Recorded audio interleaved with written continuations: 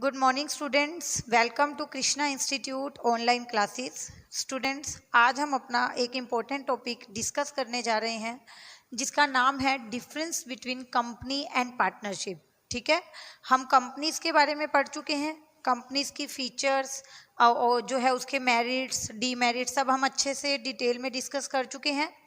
Partnership का भी meaning, features, advantage, limitation सभी एस्पेक्ट्स डिस्कस हो चुके हैं।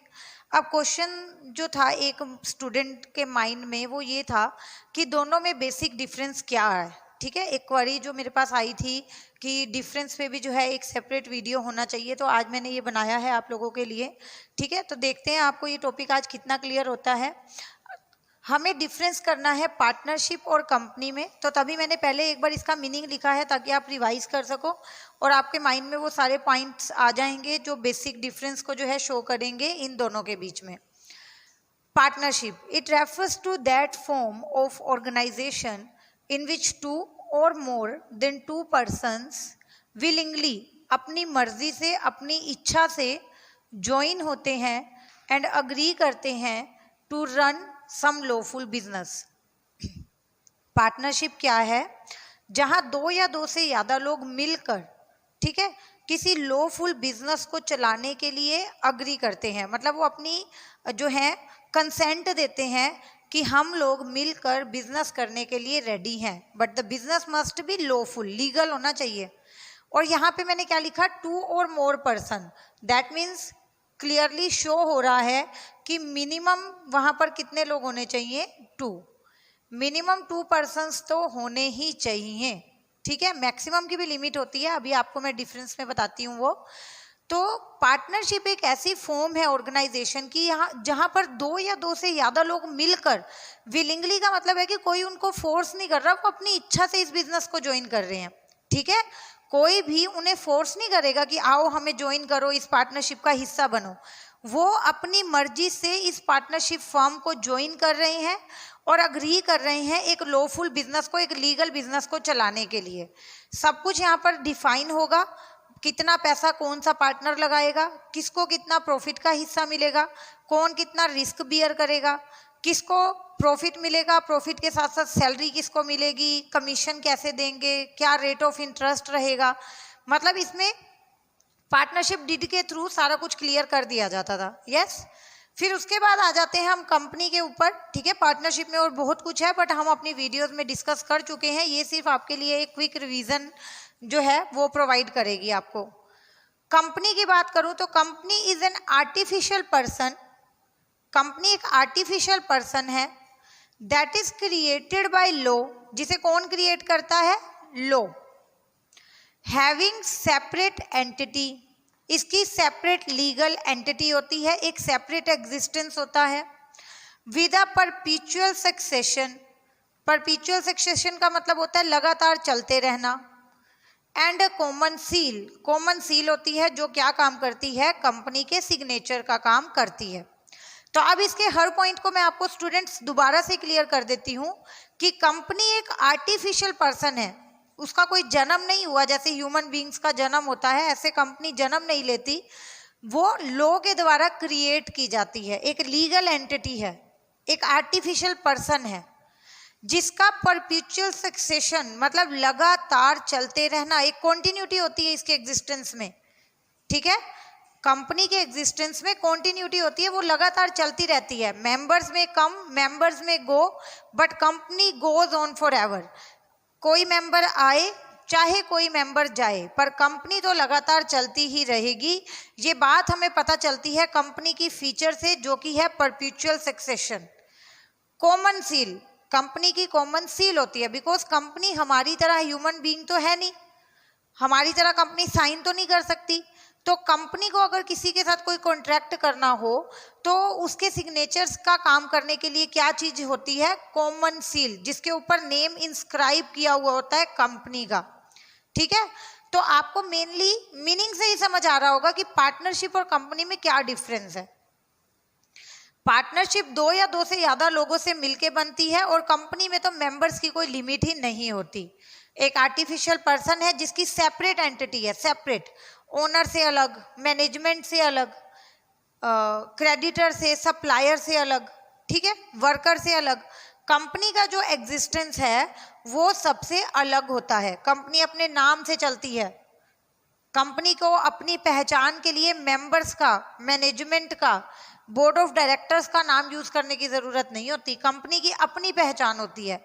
अपने ही नाम से कंपनी कॉन्ट्रैक्ट्स में एंटर करती है, प्रॉपर्टीज को परचेज सेल करती है, किसी को स्यू करना है, किसी पे केस करना है, सब कुछ कंपनी अपने नाम से करेगी।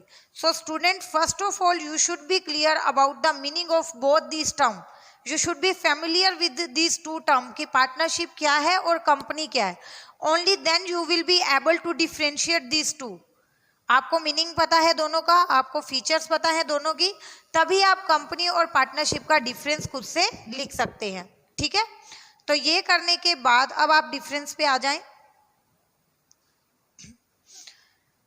Distinction between company and partnership, जो मैंने टॉपिक की हेडिंग डाली है, यहाँ पर है आपके बेसिस ऑफ डिफरेंसेस। यहाँ पे हम कंपनी के बारे में लिखेंगे और यहाँ पर हम पार्टनरशिप के बारे में लिखेंगे। सो स्टूडेंट्स, जब भी आपसे दो जो है एस्पेक्ट्स हैं उसमें डिफरेंस करने को बोला जाए तो इस तरह की टेबल ही आप रेफर करें, जो आपको मार्क्स गेन करने में भी हेल्प मिलेगी आपको, और आपके जो सारे पॉइंट्स हैं वो भी बहुत अच्छे से आप प्रेजेंट कर सकते हो। आपकी जो प्रेजेंटेशन है वो बहुत अच्छी रहेगी अगर आप डिफरेंस बनाने के लिए इस डिफरेंस टेबल का यूज करते हैं तो, ठीक है। तो आप देखिए, फर्स्ट पॉइंट है अपना एक्ट। कंपनी के लिए कौन सा एक्ट फॉलो किया जाता है? कंपनीज एक्ट 2013, जैसा कि सबको पता है।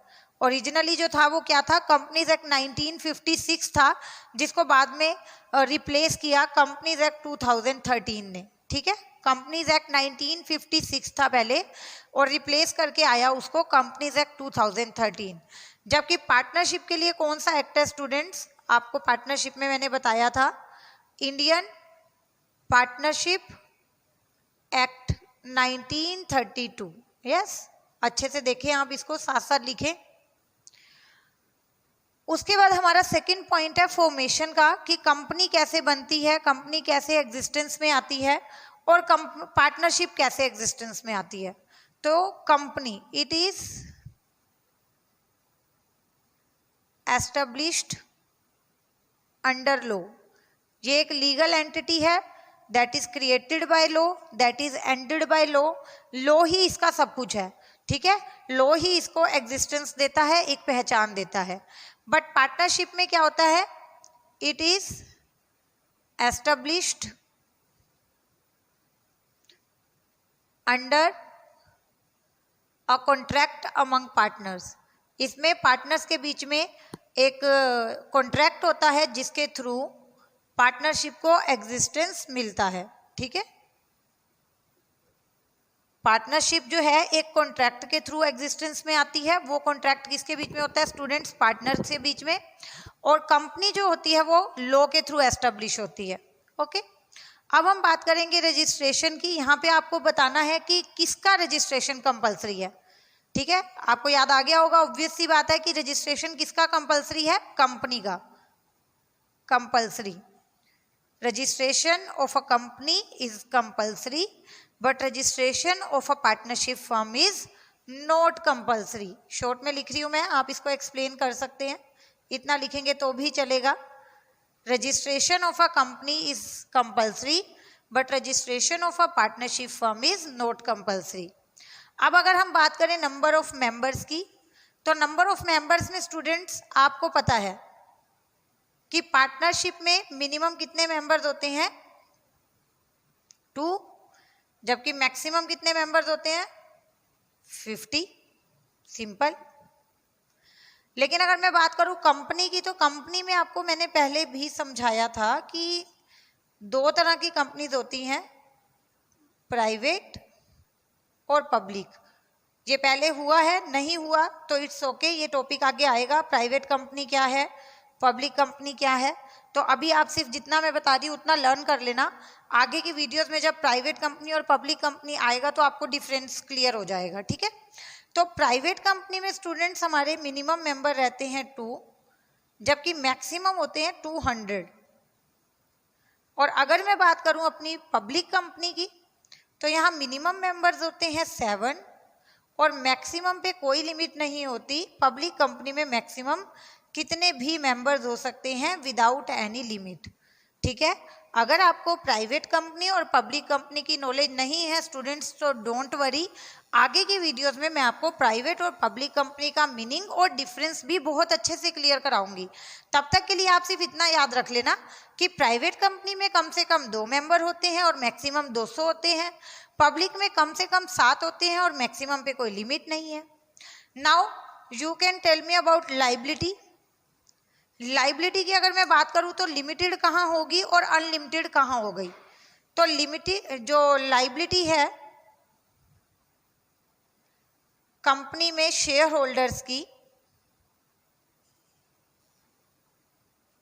वो लिमिटेड रहती है। और लाइबिलिटी की बात करूं पार्टनरशिप फर्म में पार्टनर्स की,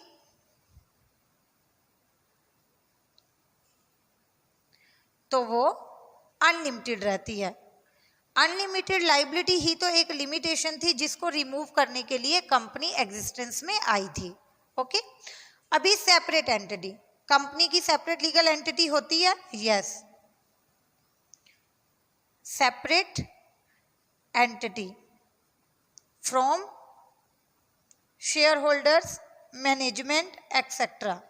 इसकी शेयर होल्डर से, मैनेजमेंट से, एम्प्लॉइज से सेपरेट एग्जिस्टेंस होता है, बट इसकी no separate entity.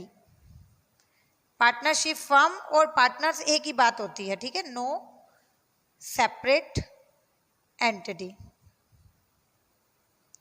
Okay students, तो इतना सिंपल सा टॉपिक था, इसके थ्रू हमने कंप्लीट पार्टनरशिप और कंपनी को रिवाइज कर लिया अच्छे से। ठीक है, हमने बिल्कुल अच्छे से यहाँ क्लियर कर दिया कि कंपनी में कौन सा एक्ट लगता है, कंपनी एक्ट 2013, जबकि पार्टनरशिप में कौन सा एक्ट अप्लाई होता है, इंडियन पार्टनरशिप एक्ट 1932। प्लीज मैं बोल रही हूँ आप साथ के साथ इसे लिखते जाएं।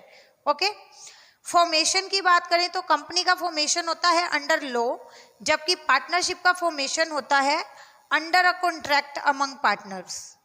रजिस्ट्रेशन की अगर मैं बात करूं तो registration of a company is compulsory, but registration of a partnership firm is not compulsory. Then बात करते हैं नंबर ऑफ मेंबर्स की, तो कंपनी के केस में there are 2 types of companies, private and public. Private में मिनिमम मेंबर्स हैं 2, maximum है 200। पब्लिक में मिनिमम है 7, मैक्सिमम पे कोई लिमिट नहीं है। उसी तरह अगर बात करें पार्टनरशिप की, तो पार्टनरशिप में मिनिमम मेंबर्स होते हैं 2, बट मैक्सिमम होते हैं 50। ओके, आगे बढ़ते हुए लाइबिलिटी की बात करें तो liability of shareholders limited, liability of partners unlimited. Separate entity, company में शेयर होल्डर और कंपनी दोनों का एग्जिस्टेंस सेपरेट रहता है, बट पार्टनरशिप में पार्टनर और partnership firm both are not separate, दोनों एक ही बात है।